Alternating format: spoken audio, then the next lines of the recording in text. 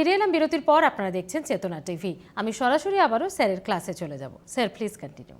আমরা যে জায়গায় আলোচনাতে ছিলাম সেটা আমাদের হচ্ছে ইসোফেগাস নিয়ে পড়ছিলাম, যেখানে আমাদের হেচকিওটা বা আমাদের বেসন খাওয়ার মধ্যে একটা কনসেপ্টের মধ্যে ছিলাম, নর্মাল কনসেপ্ট। এটা আমাদের জানা রাখা উচিত যে আমাদের কি করে বেসন খাই বা কী করে আমাদের ক্ষেত্রে আমরা হেঁচকি ওঠে। তো দেখো তোমাদের জন্য স্ক্রিনেতে আমি সেই একটা পার্টিকুলার পিকচার দেওয়া রয়েছে, যেখানে কিন্তু আমরা অলরেডি এই খাদ্যনালীর ছবিটা দেখতে পাচ্ছি। বুঝতেই পারছি ইসোফেগাস এবং ফ্যারিংসের জংশন আছে, ওখানে একটা ঢাকনা থাকে। আর বুঝতে পারছো যেটা অ্যাশ কালারের একটা ট্রাকিয়ার ফর্মেশন আছে, যেটা আমাদের শ্বাসনালী নামে আমরা জেনে থাকি, যেটা আমাদের লাংসের দিকে ট্রান্সফার হয়েছে। এবার দেখো এই পার্টিকুলার খাদ্যনালী যেটা গিয়ে আলটিমেটলি স্টমাকের সাথে মিট করেছে, সেটা আমরা পড়বো স্টমাকের পরের পার্ট। তার আগে আমরা জানবো ফাংশন অফ ইসোফেগাস, খাদ্যনালীর কাজটা কী।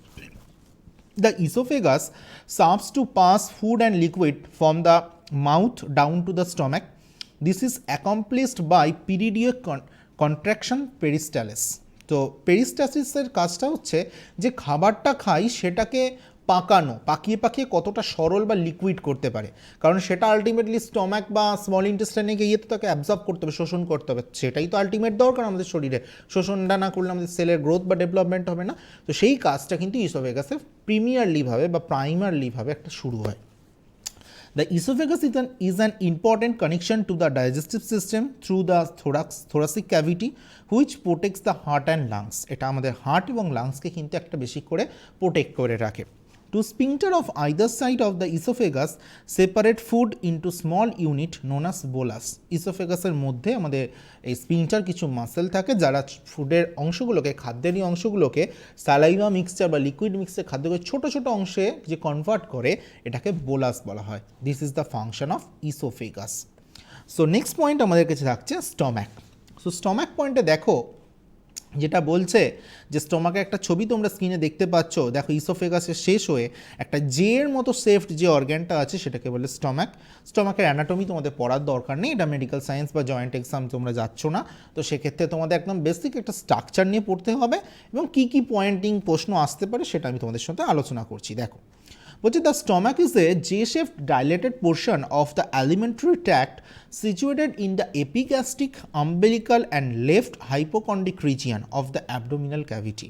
একটা জে শেপেড অর্গ্যান, যেটা আমাদের স্টমাক অ্যালিমেন্টারি ট্র্যাক্টের সাথে কিন্তু রিলেটেড একটা অর্গ্যান পার্ট রয়েছে। Stomach size varies with the volume of food it content which may be 1.5 liter or more in adult. মোটামুটি তার সাইজ তার মধ্যে ক্যারি করা 1.5 লিটার পর্যন্ত কিন্তু তারা ক্যারি করতে পারে অ্যাডাল্ট স্টেজে।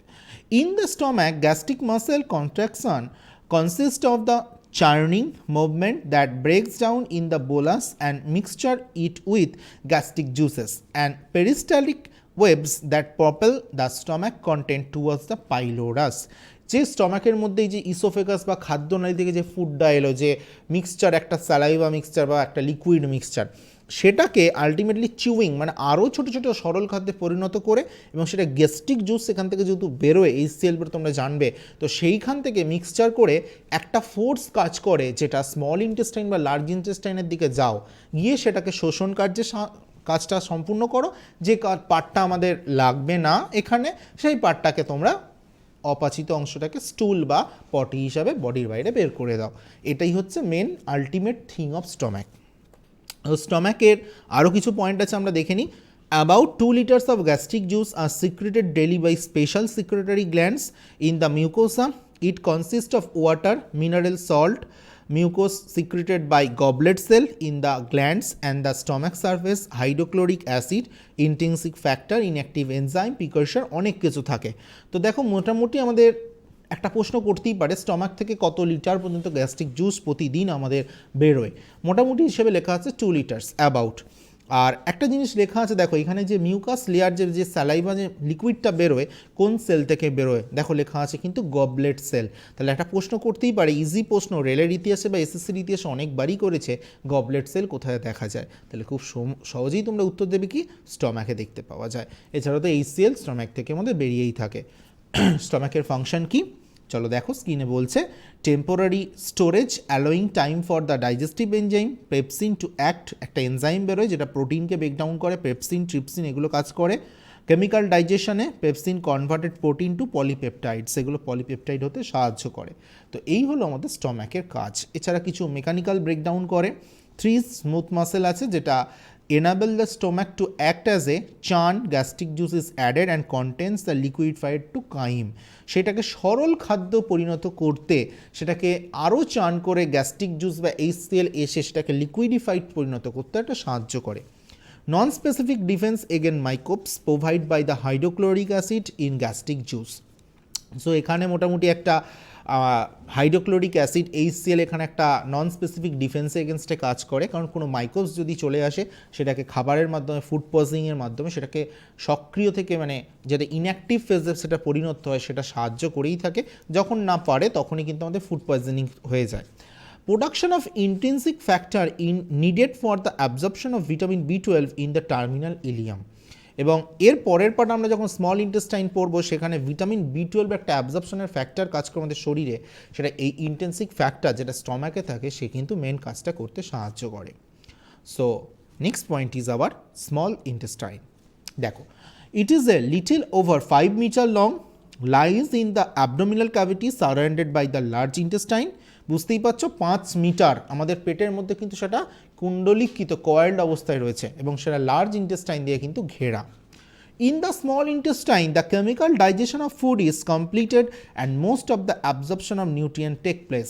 আমাদের শরীরের মেন পরিপাক বা মেন অ্যাবজর্পশন, ডাইজেশন সব কিছু হয় এই স্মল ইন্টেস্টাইনে। মনে রেখো, প্রশ্ন করবে কিন্তু ডাইজেস্টিভ সিস্টেমে মেন পরিপাক কোথায় দেখা যায়? Answer goes to small intestine. The small intestine comprise 3 main section continuous each and other, 3টে পার্টে বিভক্ত। First one is the duodenum.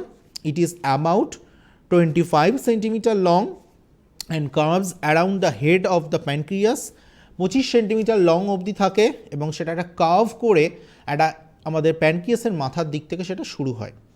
Secretion from the gall bladder and pancreas, সেখান থেকে কিছু জিনিস আসে, গল ব্লাডার থেকে কিছু সিক্রিট করে আসে, প্যানক্রিয়াস থেকে কিছু সিক্রিট করে আসে হরমোন বা অন্য কিছু, যেগুলো এসে মিক্সচার হয় into duodenum through a common structure, এবং সেটা আলটিমেটলি এই ডিওডিনাম পার্টে যেটা স্মল ইন্টেস্টাইনের ফার্স্ট পার্টে গিয়ে অ্যাটাচড হয়ে সেখান থেকে আমাদের স্মল ইন্টেস্টাইনে শুরু হয়।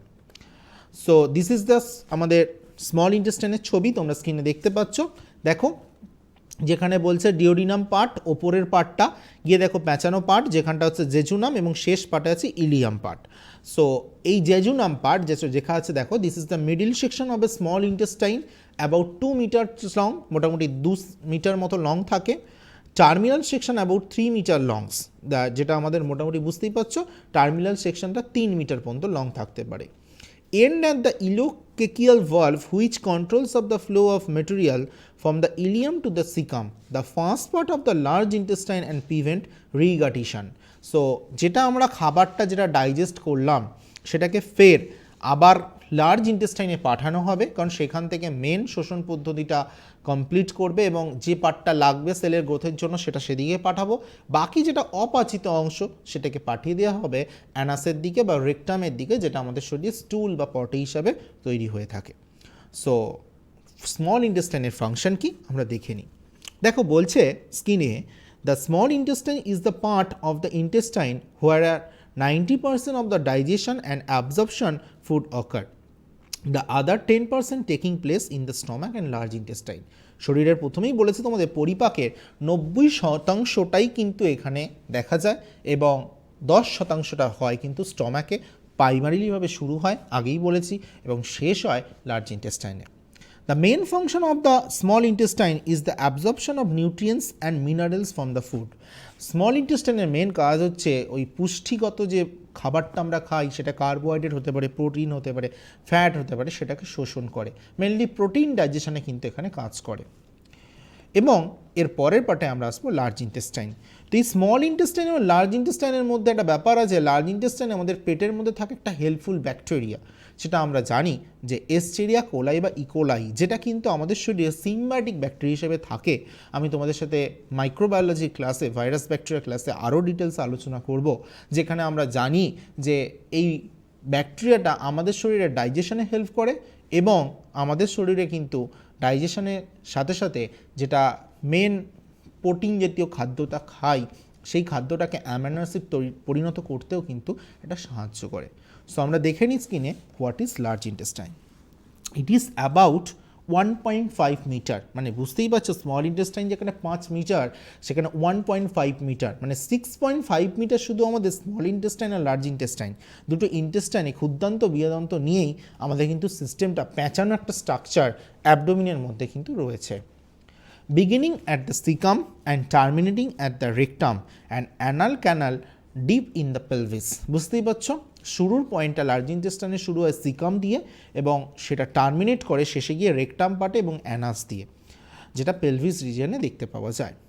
It's lumen is larger than that of the small intestine. It forms an arc around the coiled up of small intestine, মানে বুঝতেই পারছো এটা মোটামুটি আমাদের লুমেনটা লার্জার দ্যান স্মল ইন্টেস্টাইনের থেকে অংশ থেকে থাকে এবং যেটাকে পুরোটাই বুঝতে পারছো স্মল ইন্টেস্টাইনটাকে কয়েলড পজিশনে অবস্থায় ঘিরে রাখে। The colon is divided into caecum, ascending colon, transverse colon, descending colon, sigmoid colon, then rectum and anal. তো আমাদের এই কোলনে আর তিনটে পার্ট আছে, চারটে। সিকাম দিয়ে শুরু হয়, অ্যাসেন্ডিং, ট্রান্সভার্স এবং ডিসেন্ডিং তিনটে কোলনের অ্যাকচুয়াল পার্ট দিয়ে লাস্ট পয়েন্টে গিয়ে সিগময়েড কোলন হয় এবং সেখান থেকে আমাদের অ্যানাসের দিকে কনভার্ট করে। তো ফার্স্ট পার্টের আলোচনা আমরা আসছি what is the caecum. Caecum বলছে দেখো it is the first part of colon. The vermiform appendix is a fine tube closed at the one end which leads from the cecum. It is usually about 13 centimeter long. আমরা একটা জিনিস অনেক দিনই শুনেছি যে আমাদের নাকি পূর্বপুরুষের লেজ ছিল, তো সেই পূর্বপুরুষের লেজ কিন্তু কক্সিস যেটা রেকটামের পিছন পজিশনে যেমন অবস্থিত, যেটা একটা নিষ্ক্রিয় অঙ্গের মতো আমাদের বডিতে এখন কাজ করে, ঠিক এই ভার্মিফর্ম অ্যাপেন্ডিক্স এটাও কিন্তু আমাদের শরীরে একটা নিষ্ক্রিয় অঙ্গ। সেই অঙ্গটা দেখো আমরা কি খেতাম, আগে কাঁচা শাকসবজি খেতাম, সেই ফুড হ্যাবিটের জন্য কিন্তু এটা অ্যাক্টিভ ফর্মে ছিল, কিন্তু আমাদের মডিফিকেশান আমাদের ডেভেলপমেন্ট হওয়ার ফলে কিন্তু এটা ইনঅ্যাক্টিভ হয়ে গেছে। সো এই ইনঅ্যাক্টিভ ফর্ম হয়ে যাওয়ার জন্য এটা একটা ফাইন টিউব অংশ যেটা সিকামের একটা কোণের দিকে খুব ছোট্ট পজিশন হিসেবে থাকে এবং এটার মোটামুটি 13 সেন্টিমিটার মতো লং এটার মাপটা হয়ে থাকে। So this is the picture, তোমরা একটু স্ক্রিনে দেখতেই পাচ্ছ, যেটা একটা আমাদের লার্জ ইন্টেস্টাইনের পিকচার আমি দিয়ে রেখেছি। সিকাম কোন অংশটাকে বলছে দেখো স্কিনের, অ্যাপেন্ডিক্স কোন অংশটাকে বলছে, যেখানে দেখো একদম যেটা সিকামের বাইরের অংশে যেটা রয়েছে, অ্যাসেন্ডিং কোলন দিয়ে দেখো ট্রান্সভার্স কোলন যেটা চওড়া অংশটা, দেন দেখো ডিসেন্ডিং কোলন নিচের দিকে নামছে এবং যেখানটা এস শেপের একটা কার্ভ তৈরি করছে, এই জায়গাটা এস শেপ তৈরি করার জন্যই কিন্তু এই অর্গানটার নাম দেওয়া হয়েছে সিগময়েড কোলন। আর শেষ প্রান্তে দেখো শেষ হচ্ছে যেটা একটা ওভাইড শেপ, দিস ইজ রেকটাম, এবং যে ছিদ্র দিয়ে যেটা আমাদের স্টুল বা পটি হিসাবে যেটা অপাচিত অংশ বা ইজেশন হয়ে বেরিয়ে যায়, দিস ইজ অ্যানাস। সো এই হলো আমাদের লার্জ ইন্টেস্টাইন। সো চারটে কোলনের টাইপ আমরা এবার দেখব। দেখো বলছে first one is the ascending colon. This passes upward from the cecum to the level of the liver where it curves to the left to become transverse colon. মোটামুটি এটা আমাদের লিভারের লেভেল থেকে শুরু হয় দিয়ে সেটা শেষ করে কিন্তু ট্রান্সভার্স কোলন পার্টে গিয়ে। ট্রান্সভার্স কোলন শুরু হয় the loop of the colon which extend across the abdominal cavity in front of the duodenum and the stomach to the area of spleen. মোটামুটি সেটা অ্যাবডোমিনের একটা বুঝতেই পারছি চওড়া অংশ যেটা কভার করে ডিওডিনামের সামনে দিয়ে এবং স্টমাক এরিয়া দিয়ে, যেটা গিয়ে স্পিলিনের পাশ দিয়ে গিয়ে এটা শেষ হয় কোথায়, ডিসেন্ডিং কোলনে। This passes down left side, মোটামুটি বাঁ দিকে একটা নিচের দিকে মুভ করে abdominal cavity, then curves toward the mid line. After it enters to to pelvis it is known as sigmoid colon. সেটা যখন পেলভিস রিজিয়নে মানে আমাদের কোমরের ঠিক ব্যাক পজিশনে যখন সেটা ফর্মেশন করে বা এন্ট্রি নেয় এবং সেই কার্ভের মতো এস যে অংশটা তৈরি করে সেটাই নাম হয়েছে তখন সিগময়েড কোলন। দেখো সেটাই লেখা আছে, this part describe an S-shaped curve in the pelvis then continue downwards to become the rectum, এবং সেটা এস শেপের একটা কার্ভ সেটা আলটিমেটলি গিয়ে কোথায় ফর্ম করে, ওই ওভায়েড অংশটা, this is called rectum. So anal rectum এবং এই রেকটামের কাজ কি আমরা দেখে নিই। It is slightly dilated section of the colon about 13 centimetre long. It leads from the sigmoid colon and terminates in the anal canal. মোটামুটি আমাদের এটা সিগময়েড কোলন থেকে শুরু হয় এবং টার্মিনেট হয় অ্যানাসে গিয়ে বা অ্যানাল ক্যানালে গিয়ে।